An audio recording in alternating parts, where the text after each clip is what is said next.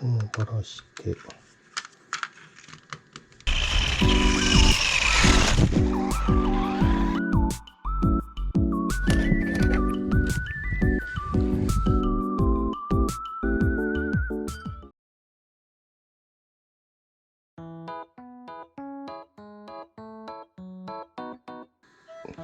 123のこれプロポなんですけど、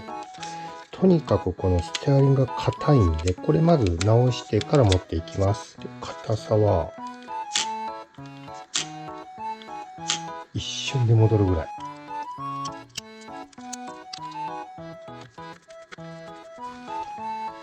で、ネジを外すと、で、今度はこれをね、ネジを外していきます。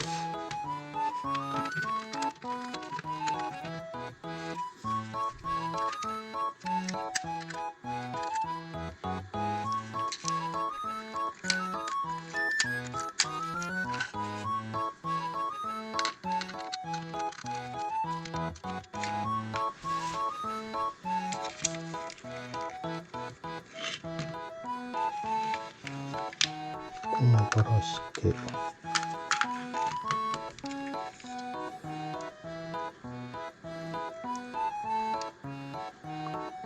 これか。で、このバネですね。このバネを外す。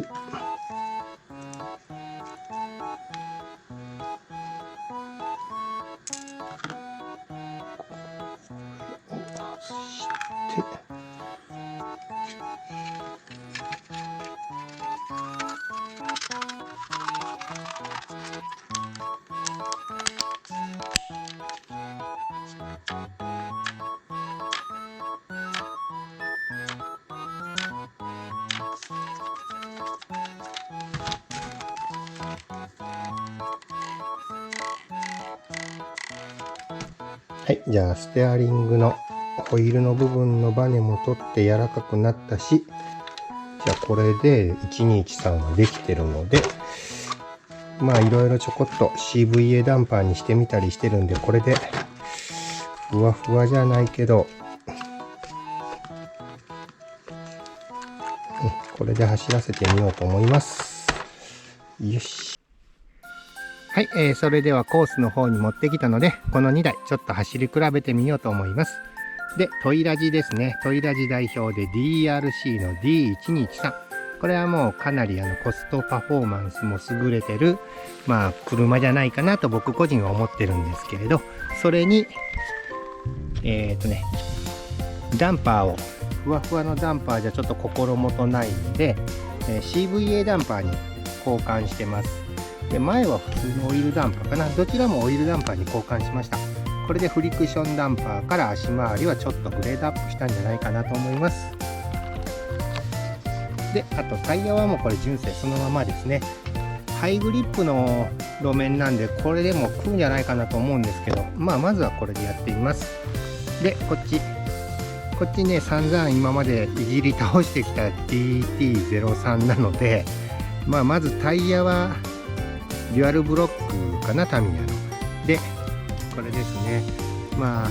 僕のチャンネルを何度か見られた方はもうすでにご存知かもしれないんですけど、DT03 のミッドシップに改造してます。なんで裏から見るとこんな感じ。じゃあこの2台ですね、走ってみようと思います。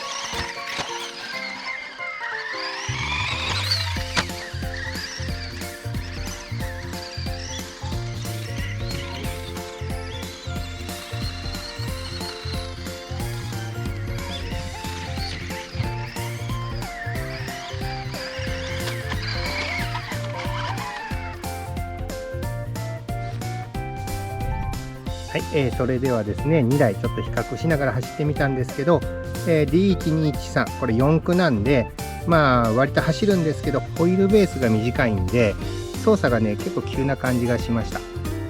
DT03 の方はホイールベースがロングなので、ちょうどこのグリップがいい、ハイグリップコースであればちょうど良かったような感じがします。どちらもね、面白いのは面白いんですけど、今回の操作のしやすさという面だけ取ってみればね、やっぱりホビーラジコンとしての DT03 の方が完成度が高かったように思います。それでは本日の動画は以上となります。また今後もこういった形でラジコンの動画や、疑問に思ったこと、改造などいろいろしていこうと思いますので、よければいいねボタン、チャンネル登録もよろしくお願いします。それでは最後までご視聴いただきありがとうございました。失礼します。